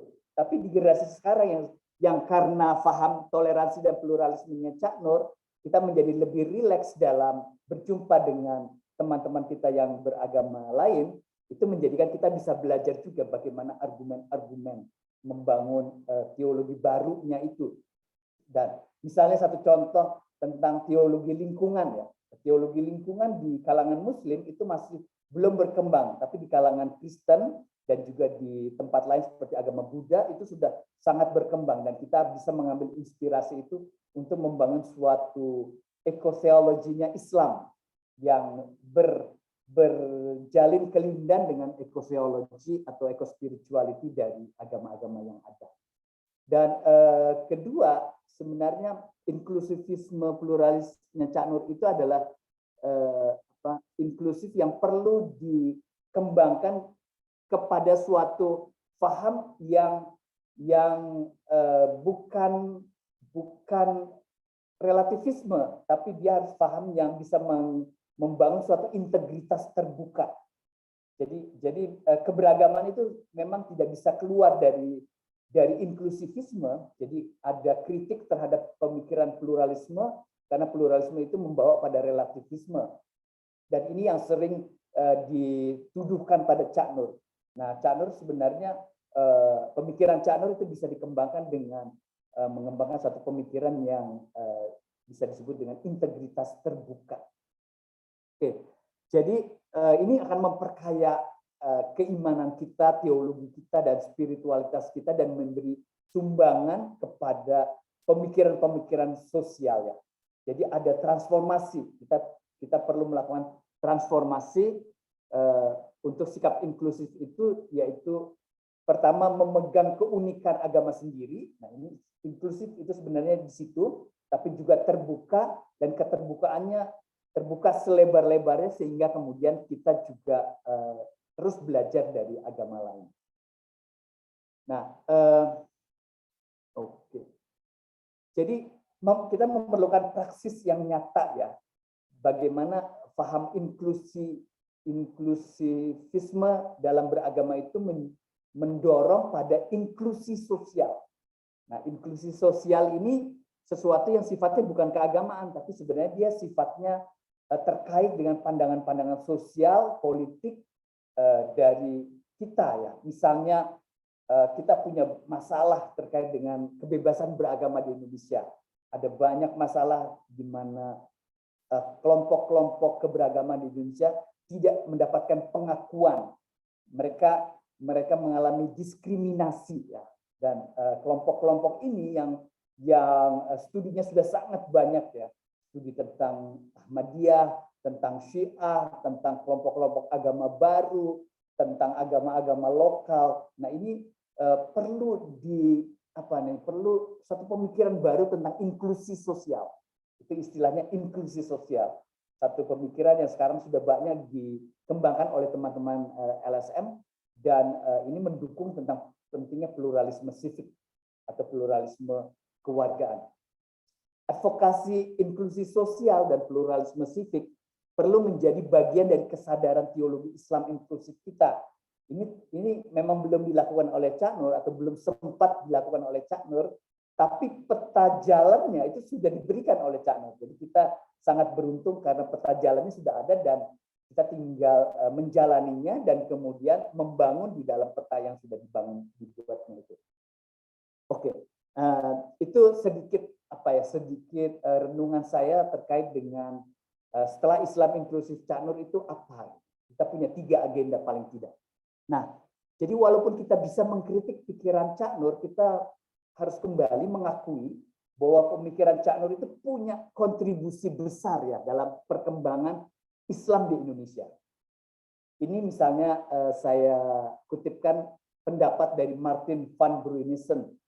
Pak Martin ini menyebut bahwa the liberal, tolerant, and open-minded discourse of Nurholis Majid was almost hegemonic. Jadi pikiran yang liberal, yang toleran, yang terbuka dari wacana Cak Nur itu sangat hegemonik. Bahkan begitu hegemoniknya, ada teman saya yang melakukan penelitian tentang Cak Nur, dia mengatakan pemikiran Islam di Indonesia itu tidak lebih dari catatan kaki atas Cak Nur. Jadi ini sesuatu yang istilahnya Pak Martin itu hegemonik, betul-betul berpengaruh. Kita tidak bisa membayangkan pemikiran Islam di Indonesia dan nanti wujud nyatanya adalah Islam di Indonesia itu seperti apa kalau nggak ada pemikiran Cak Nur. Tentu saja Cak Nur itu bersama yang lainnya, ada Gus Dur, ada Johan Effendi, ada Buya Syafi'i Ma'arif dan seterusnya. Cak Nur tidak sendirian. Nah, kalau kita lihat bagian ini, maka sebenarnya pada pikiran Cak Nur yang hegemonik tadi itu, yang disebut hegemonik tadi itu sudah lengkap keislaman keindonesiaan, keislaman kemodernan. Nah, keindonesiaan kemodernan ini adalah bagian yang penting sekali yang sekarang mungkin perlu dikembangkan lebih lanjut. Dan kesimpulannya pemikiran keindonesiaan dan kemodernan Cak Nur itu belum kokoh, belum kuat sekali pada pemikiran Cak Nur, walaupun Cak Nur itu telah membuat satu fondasi Islam Indonesia yang kuat seperti tercermin dalam karya-karyanya. Dan ini sesuatu yang sangat menarik. Ini kontribusi dari seorang pemikir Islam di Indonesia terhadap keindonesiaan kita. Karena pada akhirnya, karena Islam itu mayoritas di Indonesia, apa yang terjadi pada kalangan Muslim itu akan memberi pengaruh pada keindonesiaan kita. Jadi keberagaman kalangan Muslim itu memang perlu menjadi lebih inklusif supaya keindonesiaan kita juga kokoh ya. Dan karena pemikiran Cak Nur inilah salah satunya ya Cak Nur dan yang lainnya, kita sekarang bisa bicara tentang Islam Indonesia, bukan hanya bicara Islam di Indonesia. Nah ini sesuatu yang penting sekali karena selama ini kita tahu ada Islam Arab, ada Islam Persia, Islam Turki, bahkan Islam Afrika dan juga Islam Eropa, Amerika. Tapi Islam Indonesia itu tidak diakui dalam wacana Islam internasional. Nah sekarang kita sedang tumbuh dengan Islam Indonesia yang mulai mendapatkan pengakuan di dunia Muslim dan ini adalah model Islam rahmatan lil alamin yang unik ya, yang bisa memberi pada kontribusi paham Islam rahmatan lil alamin yang global. Oke, Kemudian saya ingin tunjukkan lagi satu kekuatan dari pikiran Cak Nur. Tadi sudah saya kemukakan bahwa pada Cak Nur itu ada paham Islam inklusif yang kalau diringkas itu bisa dipakai kata ini, kalimatun sawa, titik temu. Dan menarik sekali, Cak Nur mengatakan gagasan titik temu itu tahun 92. Paling tidak formalnya, tapi sebenarnya sebelum itu pada tahun 80-an akhir sudah mengatakan itu, tapi formalnya dalam satu makalah yang sangat kontroversial itu tahun 92. Dan di dunia global, di dunia Islam, sekarang ada pemikiran tentang kalimatun sawa atau dalam bahasa Inggrisnya a common word, itu terjemahan literalnya, yang muncul pada tahun 2007 dipelopori oleh Raja Yordania dan sekarang menjadi gerakan global untuk mencari satu seperti ini logonya mereka, mencari satu titik temu hubungan Muslim dan Kristen. Karena Muslim dan Kristen kalau damai, kata mereka, itu dunia akan damai. Karena Muslim dan Kristen itu setengah dari populasi dunia ini. Dan ada seorang tokoh agama, seorang uskup yang mengatakan bahwa pemikiran tentang kalimatun sawa ini sudah menjadi landmark ya dalam hubungan Islam Kristen sekarang ini, dan ini sampai bisa masuk pada isu-isu bagaimana kerjasama antar agama ini dalam bidang ekonomi, yang terakhir saya baca dalam bidang ekologi, jadi dalam bidang-bidang yang belum terpikirkan pada pemikiran kalimatun sawa Cak Nur, sekarang sudah menginspirasi pada pemikiran yang lebih sosial, ekonomi, politik yang lebih jauh. Dan juga Paus sebelum yang sekarang, Paus Benediktus ke-16, dia mengakui bahwa dokumen A Common Word itu, dokumen kalimatun sawa itu telah menginspirasi dia dalam mengeluarkan satu ensiklik, ya, mengeluarkan satu pedoman untuk umat Katolik seluruh dunia yang menggambarkan tentang persaudaraan. Persaudaraan. Nanti Paus Fransiskus juga mengeluarkan ensiklik namanya Fratelli Tutti, Human Fraternity, persaudaraan kemanusiaan, yang kita bisa lihat sebenarnya pengaruh dari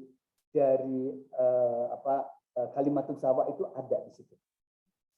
Oke, jadi akhirnya kita bersyukur karena kita punya tokoh seperti Cak Nur sebagai Civitas Academica Universitas Paramadina. Kita perlu bangga dengan ini karena Cak Nur seperti juga tokoh-tokoh yang lain, ada Bliarkara, ada Gus Dur, para bapak dan ibu bangsa kita, itu bukan hanya memberi wacana pemikiran, tapi juga keteladanan. Keteladanan, ini kata kunci yang penting sekali, dan ini menunjukkan integritas, ya, integritas sebagai seorang agamawan, sebagai seorang cendekiawan yang kita perlu belajar dan meneladani keteladanan tersebut di samping pemikirannya. Baik, saya akhiri presentasi saya. Terima kasih untuk kesempatan boleh memberi sharing pemikiran tentang Cak Nur. Billahi taufiq wal hidayah. Assalamualaikum warahmatullahi wabarakatuh. Waalaikumsalam warahmatullahi wabarakatuh. Terima kasih banyak Mas Budi Munawar Rahman. Wah, ini luar biasa Mas pemaparannya, dan saya senang karena ada semacam catatan kritis terhadap pemikiran Cak Nur. Karena justru kalau menurut Karl Popper, dengan kritik itulah kita bisa meneruskan pemikiran beliau gitu Mas Budi. Jadi kita tidak hanya pemikiran Cak Nur, tapi kita juga berusaha melampaui pemikiran Cak Nur begitu. Dan kebetulan juga tadi Mas Budi menyinggung-nyinggung Nasr dan Cak Nur, itu juga bidang yang memang kita sempat diskusi juga Mas Budi. Dimana kemudian memang punya posisi khas gitu, apalagi kalau dibandingkan di dalam tradisi perennialisme begitu. Tapi setidaknya Cak Nur sudah membangun jembatan menuju ke sana gitu. Baik Mas Budi, saya akan coba sampaikan. Ini ada beberapa pertanyaan Mas yang disampaikan di chatting. Saya akan coba baca yang di chatting dulu Mas. Yang pertama saya akan sampaikan, mungkin tidak semuanya Bapak Ibu, karena ini banyak pertanyaannya. Bagaimana agar generasi milenial dapat mewariskan magnum opus sekelas bahkan melebihi Cak Nur, Mas Budi? Itu kira-kira siapa saja nih tokoh dan bacaan yang mempengaruhi Cak Nur? Nah, ini mohon pencerahannya. Mungkin itu dulu Mas Budi. Nanti saya akan lanjut ke pertanyaan selanjutnya. Ya, ini tugas generasi seperti Aan, Mas Subhi, dan lainnya ya. Jadi bagaimana generasi milenial itu mengakses dan kemudian mempelajari dan kemudian tumbuh di dalam pemikiran seperti Cak Nur ini. Tentu saja kita harus mengembangkan pemikiran Cak Nur ini dengan apa ya, gaya generasi milenial. Nah, ini penting sekali. Jadi bagaimana? Saya nggak tahu karena saya tidak hidup dalam generasi milenial, jadi saya kurang tahu. Tapi membayangkan kalau pikiran Cak Nur dibuat TikTok, itu kayak apa ya, saya nggak bisa membayangkannya. Tapi yang kalau generasi saya membayangkan membuat webinar, membuat diskusi. Jadi itu gaya generasi kolonial sebenarnya. Tapi generasi milenial punya gaya sendiri ya, yang saya kira itu perlu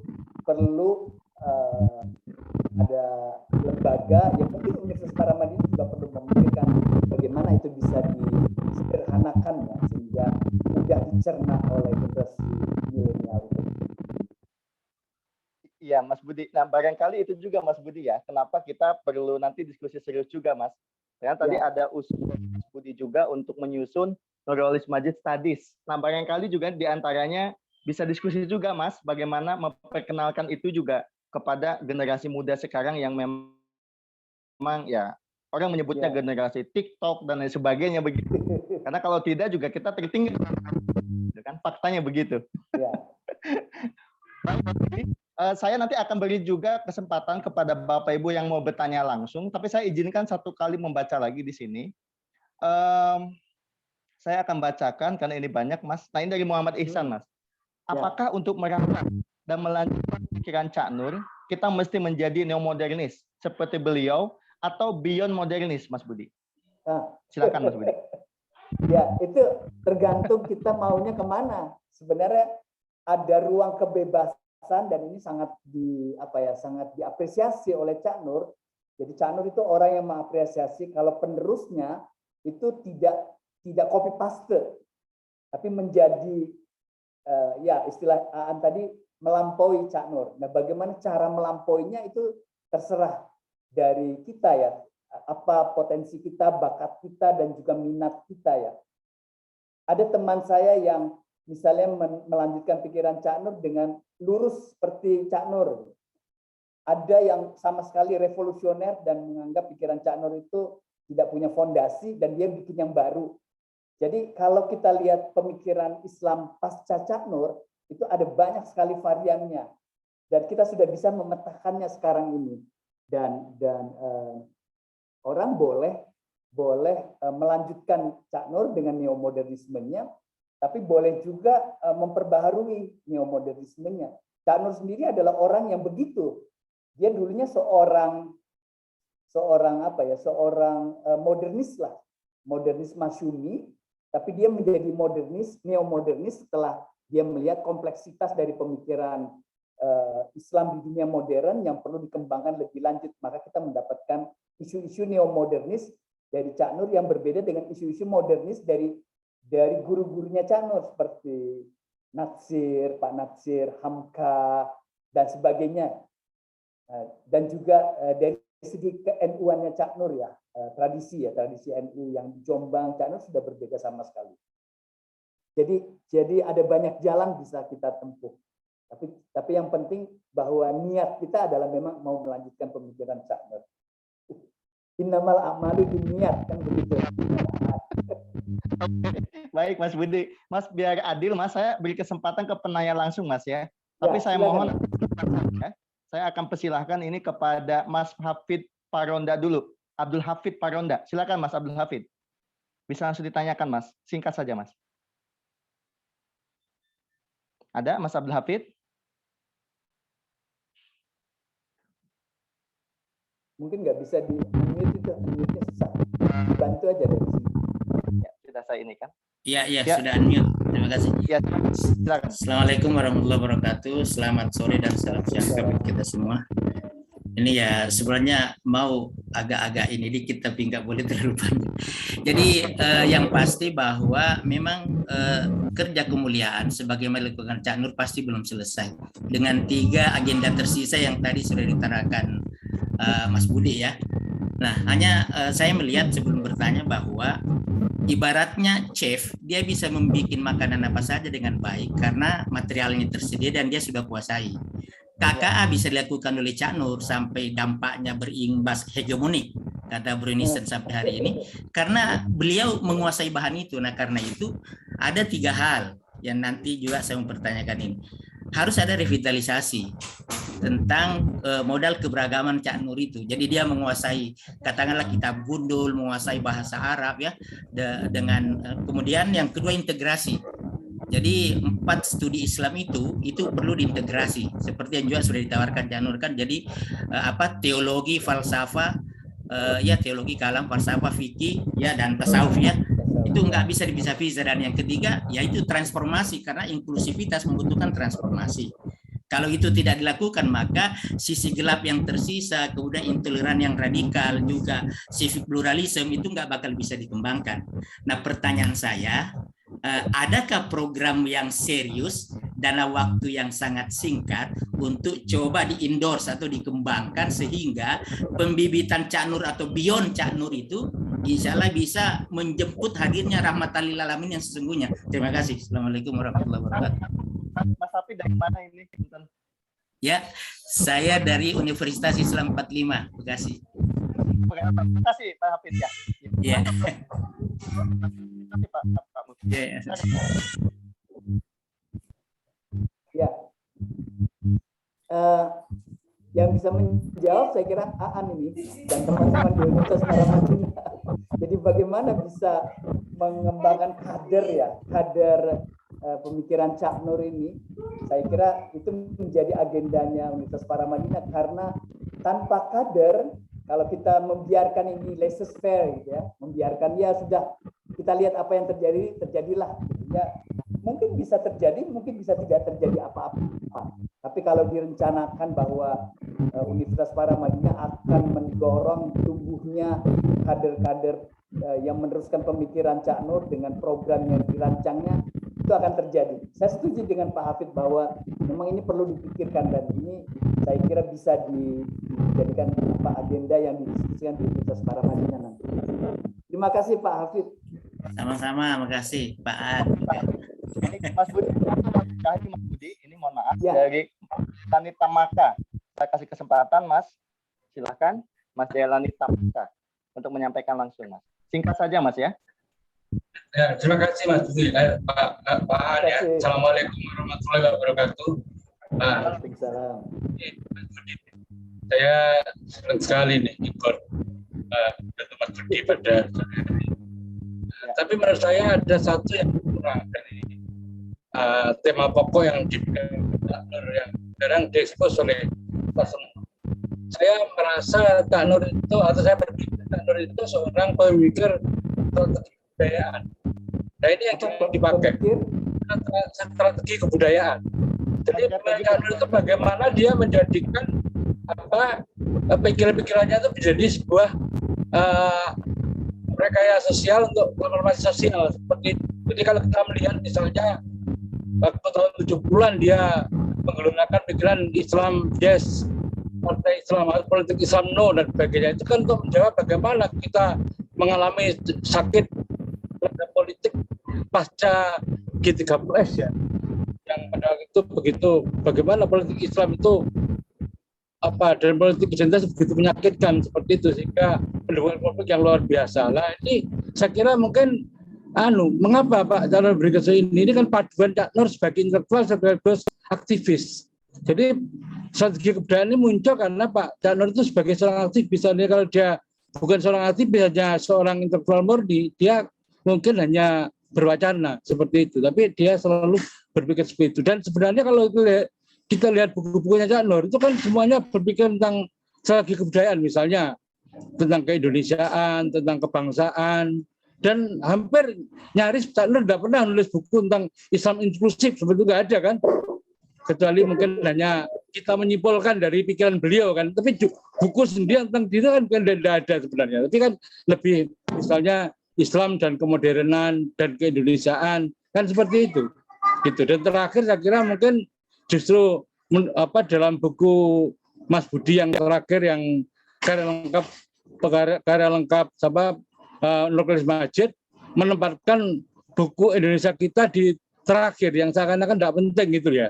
Gitu. Saya kira justru harusnya ini inti dari pikiran Nurkolis bagaimana kita membuat integrasi keindonesiaan ini yang dipikirkan oleh beliau sebenarnya.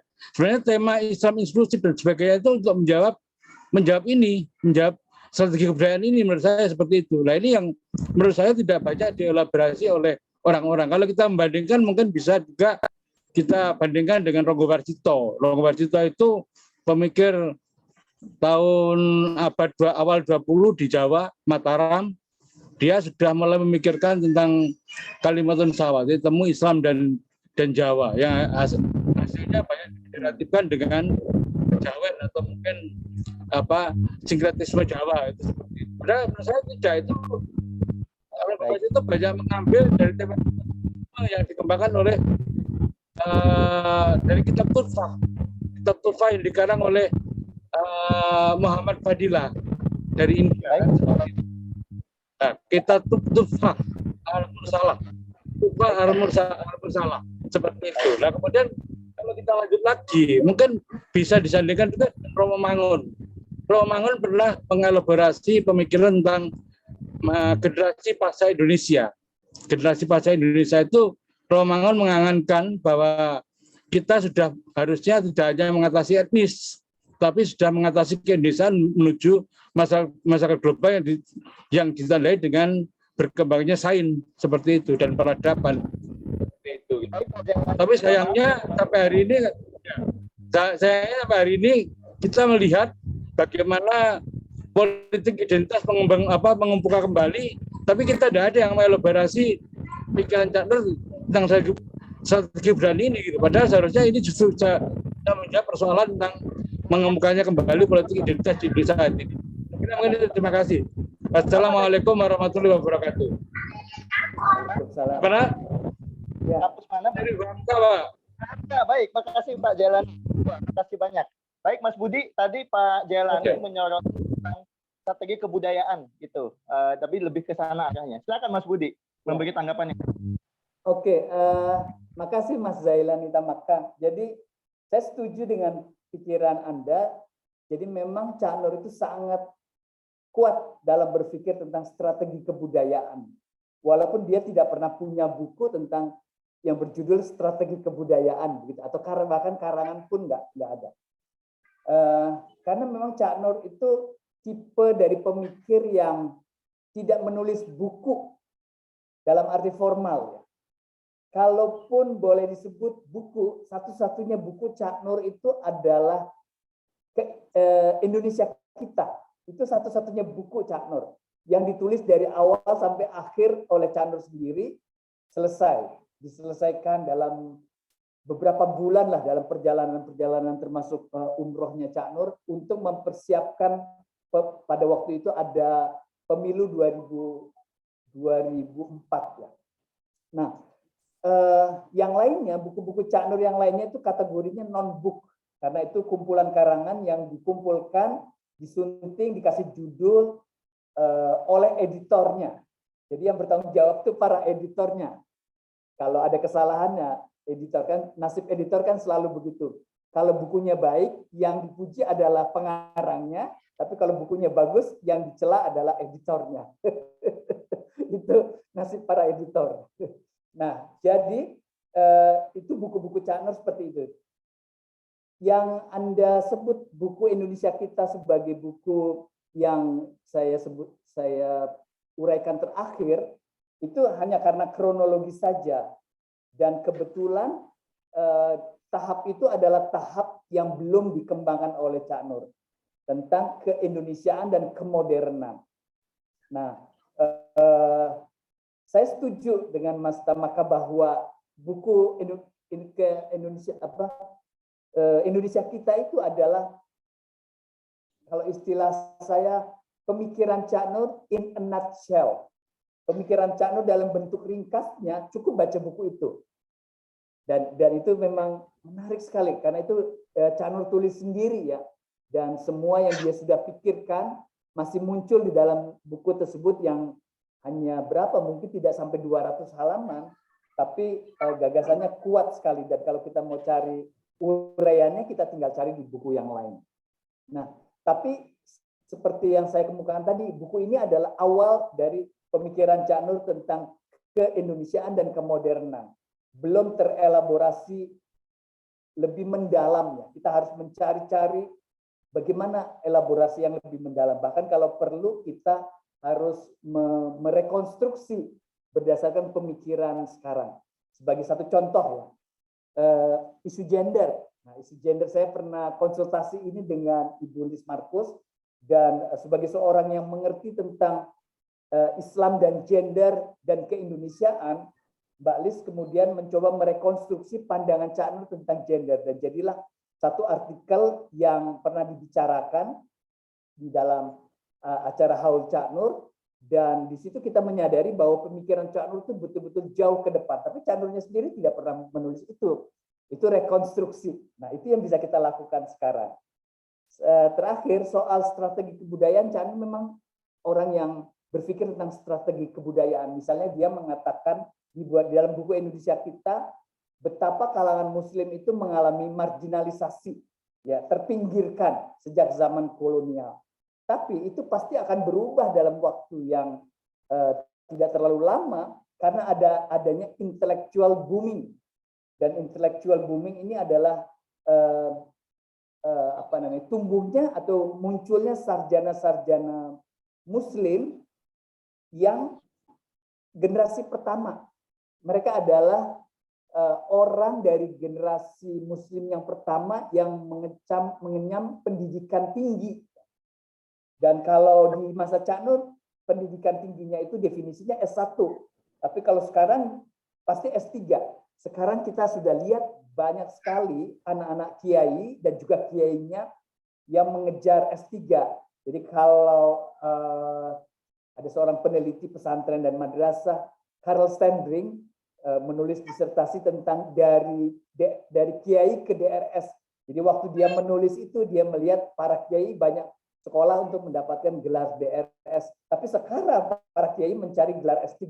Nah, itu akan menjadi intellectual booming, dan Cak Nur sudah melihat itu dan menganggap bahwa strategi kita memang harus memperkuat pendidikan tinggi, dan Cak Nur akan merasa bahwa Cak Nur merasa bahwa nanti pesantren-pesantren ini akan menjadi perguruan tinggi umum, maksud saya perguruan tinggi yang juga membuka studi umum yang akan menjadi kampus yang besar ya. Ya, kita sudah lihat cikal bakalnya seperti Universitas Muhammadiyah. Itu kan universitas yang sebenarnya berangkat dari tradisi keagamaan, tapi sekarang menjadi kampus besar. Nanti pesantren-pesantren itu akan menjadi kampus besar, kata Cak Nur. Seperti di Amerika ada Harvard dan sebagainya, semuanya sebelumnya adalah seminari. Saya setuju itu, Mas Tamaka, betul. Baik, Mas Budi, saya ini sudah selesai waktunya, Mas Budi. Nah, sebelum kita foto bersama, bisa disampaikan Mas Budi barangkali beberapa, ini bukan petuah ya Mas ya, tetapi kira-kira tekanan-tekanan yang Mas Budi sampaikan yang menjadi clue dari apa yang disampaikan tadi oleh Mas Budi. Silakan Mas Budi. Ya, makasih Aan. Jadi sebenarnya kita mempunyai sebuah warisan pemikiran Cak Nur yang sangat komprehensif. Dan pemikiran Cak Nur ini tidak berhenti. Karena ada murid-muridnya langsung atau tidak langsung yang terus mengkaji. Saya sudah melakukan satu survei sederhana ke puluhan UIN se-Indonesia dan melihat bahwa Cak Nur itu dipelajari di UIN-UIN itu dan menjadi tema tesis disertasi. Nah, itu sebabnya kita sebenarnya perlu melanjutkan ini dan memetakan kembali pemikiran keislaman kita pasca Cak Nur ini, karena ada banyak pemikiran Islam baru yang diinspirasikan oleh Cak Nur. Nah, dan ini nanti mungkin Universitas Paramadina bisa memfasilitasi suatu kelembagaan seperti Nurholis Majid Studies, di mana kita punya peta pemikiran Cak Nur itu telah dikembangkan seperti apa sekarang ini, dan telah menghasilkan pembaruan pemikiran yang melampaui Cak Nur kayak apa. Nah itu sudah kita bisa lihat ininya, arahnya ya, kita bisa lihat siapa yang merupakan pelanjut yang melampaui Cak Nur, tapi dia sebenarnya masih setia dengan Cak Nur. Itu aja, Aan. Semoga ini bisa direalisir oleh Universitas Paramadina. Baik, Mas Budi, ini terima kasih banyak Mas Budi sudah menyampaikan, sudah lebih daripada 1 jam pemaparannya.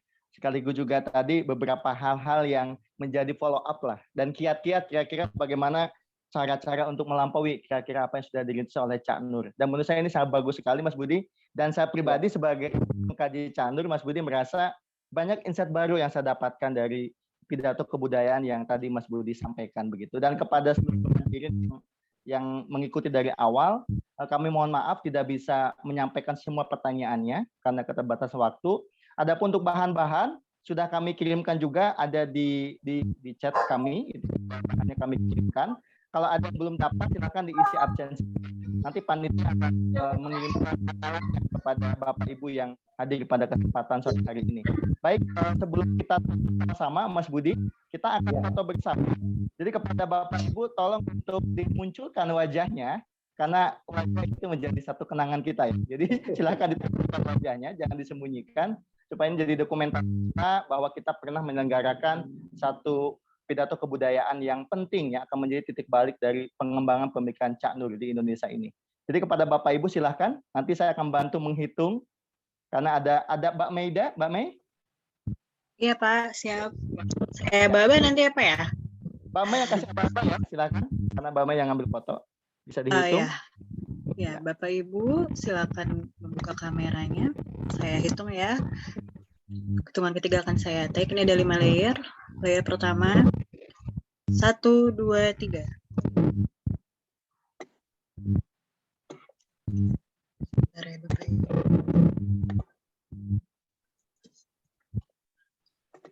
Persiapan layer kedua 1, 2, 3.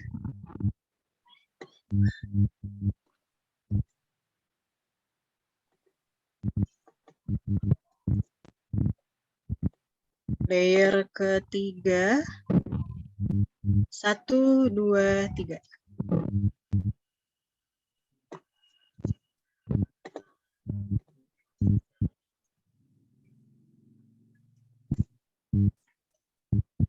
Layer keempat 1, 2, 3. Layer kelima 1, 2, 3. Nah, terima kasih Bapak dan Ibu. Saya kembalikan kepada Pak Aan. Terima kasih banyak Mbak Mei, Mas Budi, Prof. Didik, Bu Tia, Bapak Ibu semuanya. Pak Subhi juga terima kasih Kaprodi kami. Mudah-mudahan sehat selalu. Mas Budi, sehat selalu Mas Budi. Ya, terima kasih.